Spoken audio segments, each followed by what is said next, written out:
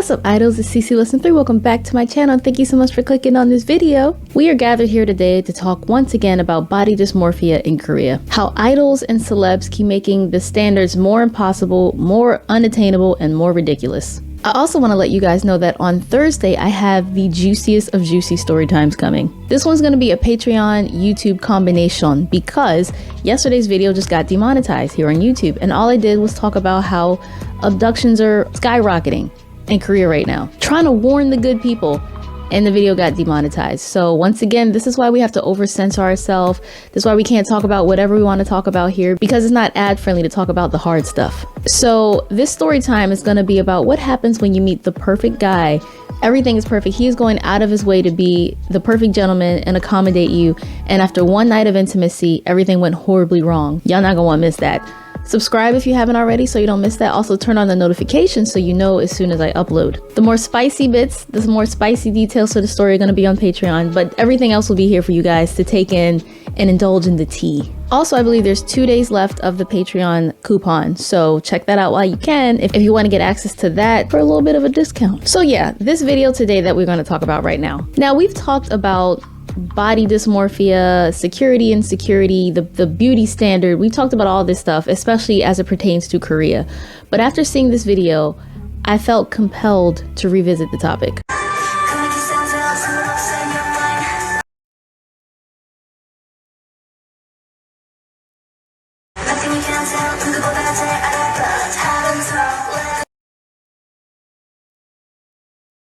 Do you see what I see? Can you spot the difference? Do we not care about proportions anymore? As a great and sexy man once said, what are we doing here?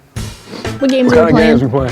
She looks like an extra on A Bug's Life. I don't want to be mean, but I hate how some girls will see this and either be inspired to copy the look or feel insecure because they don't look like that. The body dysmorphia is really real, and what I hate the most about it is you have young people, normal people, average everyday people who become fans of these celebrities and these idols, and they want to look like them because they like them so much. And the way they look is incredibly unnatural, incredibly unattainable, not at all realistic. And what sucks is those standards and expectations eventually trickle down to the rest of us normies, us civilians, us peasants, and we all try to look like that too. Or get upset that we don't look like that. It's the same reason I don't feel bad for the Kar Jenners whenever they have a breakdown about an unedited picture or video being made public, or people getting on them about getting really bad surgery. You made your whole brand about how perfect you look, about how great you look, about how amazing you look. You get liposuction or get ribs removed, and then you want to sell waist trainers and flat tummy tea and say, that's how I got my results. You get lip injections and filler, and then you tell people, if you buy my lip kit, you'll look just like this. False. Stop the cap. Such perfection is literally a sickness. What I don't understand about Korea specifically is the average Korean aspires to be very thin as possible. So where the hell do you expect these hips to come from? How do you expect to have these curves as well? Now, hip pads are nothing new at all in the world of K-pop. Here's a little compilation.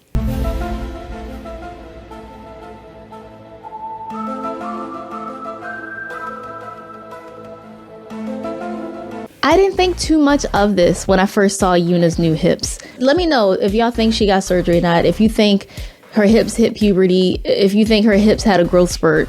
Possible. Possible.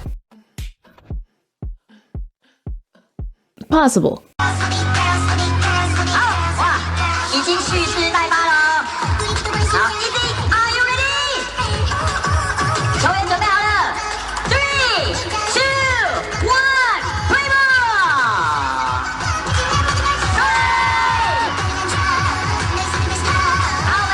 Possible. I had always thought that she was just wearing hip pads until I saw her in these shorts. And the way her flesh bulges out, that shows me it's under the skin.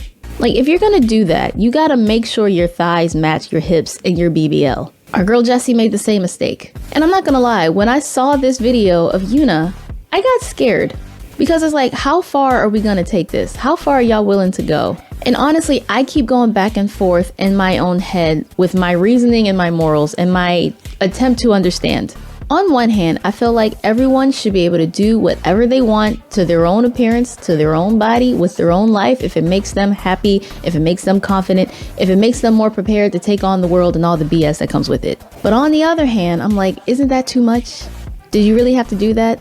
Was that for you, or was that because society told you would look better if you did that? It's a slippery slope, and I worry because people take it too far. You get one thing and it's never enough. You want to start to fix and tweak every little thing you don't like about your body, and that's when it becomes dangerous, and that's when I see it as problematic. I've always felt like if you're doing surgery for you, congratulations. If you don't like your lips, if you don't like your hair surgery, what? If you wish your boobs were bigger, if you wish your hips were bigger, if you wish your boobs were smaller, if you wish you were taller, if you wish you was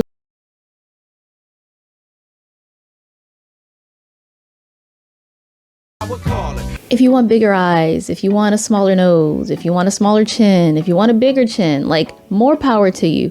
My worry is that people never know when to stop, and then you become completely unrecognizable.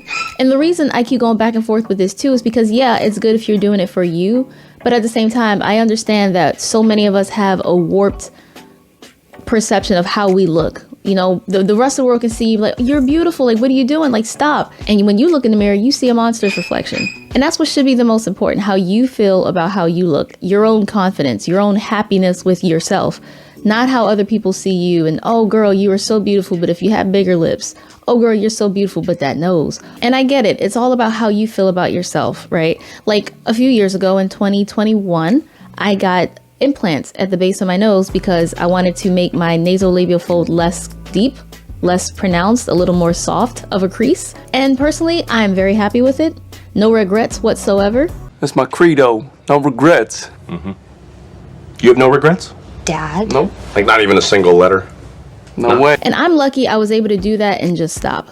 Because I know for a lot of people, it becomes addictive. You're like, oh my God, I love this result. I should fix this and this and this and this. And you never stop. And even when I vlogged, you know, the whole experience for getting it done, so many people were like, Isis, you don't need that. You're stupid. What a waste. Don't tamper with it. This is how you were born. Like, accept yourself, love yourself. And while I do completely understand that, and while I do completely appreciate that, that's your opinion. You know, you don't think I need anything. I don't think I needed anything done either. I wanted it done. It was my own insecurity, and I'm glad I don't have to deal with it anymore. It is interesting how these days you can get a surgery for anything. Like, there's so much advancement in it. You know, anything you don't like about yourself, you can change. You can add, remove, adjust, tweak, enhance. And it's weird because I feel like a lot of us walk around looking kind of crazy when we do too much. And that makes me worried that you don't have people in your life close to you that actually care about you and will let you know, stop doing this, do not do this. Like, do the other members not see her with this hip surgery and like tell her how it looks? I mean, you know, like I said, she may think she look absolutely great and that's good for her, more power to you. I hate to be mean and judge and things like this, but like I said, I know people see this and they want to copy it. I don't know if it's like hip filler. I don't know if it's hip implants. I don't know. I don't know. I'm sure you could have picked a smaller size, something that's a little more congruent with your thighs. It kind of reminded me of those filters you see coming out of China where girls make their legs look really long, or they make their hips look wider, they make their boobs look wider, they make their face look smaller, and then ends up making their shoulders bulge the fuck out to the sides. What's crazy is K-pop idols are forced to do these very extreme diets. Right before a comeback, that's when they eat the least amount of food because they want to get back in shape. They want to be as tiny as they can before they have to go back on stage and on promotions. Until you go to South Korea, I don't think you understand how abundant all of these plastic surgery, cosmetic surgery clinics are. A lot of people make it seem like it's only in Gangnam. That's where like the best ones are. That's where like the most concentrated area of them are. But they are literally all over the country, specifically in Seoul. Like, they are in the major cities. And I have never seen, it's weird, right? Like, you know how when you go online and you're scrolling and you can tell when someone's using a filter, you can tell when it's not their natural appearance. Imagine seeing that but in real life, because that's Korea. You look at these people, you can tell they've had their jaws reduced. You can tell they made their chin a little bit more pointy. You can tell they've made their eyes bigger. You can tell they've made their nose taller. You can tell they maybe got a boob job. It's such a weird and sad feeling to see that so many people around you feel like they have to fix, alter, and tweak their physical appearances.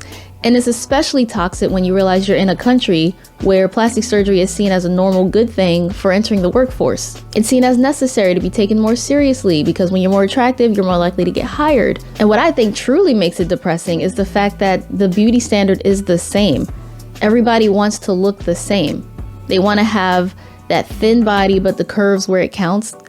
Over the years, we've heard it called as the S figure, the X figure, like that's always been a thing. When you walk around Korea, you can tell who has had surgery and who has not. And it's really sad because even when you do get surgery, isn't it supposed to be natural and subtle? And even when I watch Botched, I know that people love that like fake plastic look. A lot of people love that. They have a quadruple Z and they want to go even bigger. Like they love having that tight, shiny, fake, synthetic look. Some people genuinely do want to look like that. But there is a reason that South Korea is like the plastic surgery capital of the world, the highest in medical tourism. You know what's funny? I don't know if y'all the OGs, y'all know exactly what I'm talking about. But back in the day, circa 2018, I first went to a clinic. We're just going to call... Well, I used the service. It wasn't the clinic. I have nothing against the clinic. It was the service. We're just going to go by their initials. SGM. If you know, you know. I went through this whole thing with them where they threatened to sue me and they were just being very unprofessional, and I don't recommend them in the slightest. But what's funny is for the last few weeks, they've been emailing me again, trying to get me to work with them again. Oh! Somebody! Oh! He needs some milk! That just shows you business over there in this field is thriving. And this company in particular wants to monopolize all content creators based around Korea, K-pop, K-dramas, all that stuff. All things Korea. They literally come up with the most insane procedures, to the most intricate techniques to get any sort of look you are looking for. It's literally becoming the Hunger Games. Do you guys remember how the citizens of the Capitol looked? They could do any crazy thing to themselves. Tigress literally turned herself into a goddamn tiger. It's getting to that point. You know, maybe not so extreme because everybody does want to look the same, but like, it's up there. I don't know. Whenever we talk about like body dysmorphia, physical appearance, beauty standard, and the pressures to look really good and to be attractive and be desired, you know, I always want to know how you guys feel about this sort of thing, because there are a lot of people who want to move to Korea, a lot of people who watch K-dramas and watch K-pop comeback stages and music videos and see how, oh my God, they're so beautiful. Oh my God, their skin is flawless. I don't see any pores. That nose is gorgeous. Those lips are so pouty. They look so young. Just know that none of it is natural. Even if they don't have any sort of surgery, it comes with a lot of maintenance. Lots of skincare, lots of trips to the dermatologist. They work out, they're active. Just know that nobody just looks like that, okay? And I really hope that makes people feel better when they remember that. Do you know how many people have messaged me over the years saying how they want to move to Korea, they want to visit Korea, but they're worried that they'll be perceived as just ugly and horrendous there? And I've talked about this many times on my channel. Before I went to South Korea, you know, I was pretty confident. You know, I don't think I had any like major insecurities. I don't think I thought of myself as like an ugly girl or anything like that. Even the first week I went to Korea, I was like, I'm a baddie. They about to see. You know how long I've been waiting for this? Woo, I'm about to make a name for myself here. A few moments later. I hate it here! I want to go home! It did not take long for me to feel ugly. I've had several breakdowns while I was living in Korea. Like I've talked about this already on my channel. I don't want to be too repetitive, but I've been there. Like I felt low. I felt like, oh my God, these people don't even want to give me a chance and talk to me. They keep ghosting me. It's hard to make friends here because they don't ever respond. They're just so busy. I'm alone all the time. And I look the way I look. Hard times. And the moment I left Korea, I've never loved myself more. It's so crazy how that happens. I think since 2019, 2020, I have been an incredibly confident person in the most humble way possible without trying to sound conceited or anything. Like I see myself as a very pretty girl. While living in Korea, I would have never said that. And even now when I go back for visits, because they're shorter visits, I'm okay. But I just know that if I was there for too long, those dark feelings may probably creep back in. I just say all this to illustrate how oppressive the physical beauty standard is in South Korea. And this is not to limit the effects in any other country, because I know it's global, I know it's worldwide, I know it's in every country, but it's just like, it's heightened in Korea. Like you just gotta believe me. To where this girl who looks incredibly beautiful, nothing wrong with her figure, felt compelled to do this. I hope it's temporary. Maybe it's just like fillers and it'll dissolve. I don't know. Because I have heard about people doing that. Like you can get fillers in your nose instead of getting like an invasive nose job, hips and boobs. It's getting innovative. You know, there's a lot of techniques out there. So I just hope it's not permanent, whatever she did. Like I touched up on this before in a video I made a few weeks ago about some CK stuff. It really upsets me when I see Koreans getting surgery to not look Asian. When they get surgeries to make their eyes look bigger, to make their noses look taller, to make their skin whiter, because there are like white injections. Not only is there creams and stuff you can rub in that are temporary or bleach your skin over time, there are injections to make your skin whiter. And even with like all the contact lenses they wear, like the blues and greens and gray and hazel, not to say that Asian people don't have that naturally, but it's unlikely. It's a very recessive gene. And the bleaching of the hair, platinum blonde, you know what I mean? Like you're erasing some of your features. And I know black women get shit for this all the time. Like, you're not even wearing hair that's your texture. You're not wearing hair that's your color. Whose hair is that? You're wearing contact lenses. I just find it funny that only black women get targeted or addressed in this matter, but a lot of other people don't. When you're a white person and you tan to make your skin darker, or you have bone straight hair but you get a perm to make it curly, more wavy and more textured, or how we see all these different comeback looks when it's time for an idol's new comeback, a new look, new concept. Anyway, I don't want to ramble too much. I just saw this and felt compelled to speak on it because that's actually scary. Anyway, guys, I hope we all just learn to love ourselves. I hope we can all see our worth. You know, you don't have to keep redoing things or keep changing things or tweak this and tweak that and try to look like this and try to copy this look. Like, it's never going to be enough. It's not worth going down that rabbit hole. It will never be enough. You don't want to be that person who looks in the mirror and just doesn't recognize themselves because they just did way too much. And it's expensive. Save your coins. Anyway, thank you guys so much for watching. If you did, remember to like, comment, share, and subscribe, and I will see you guys next time. Annyeong.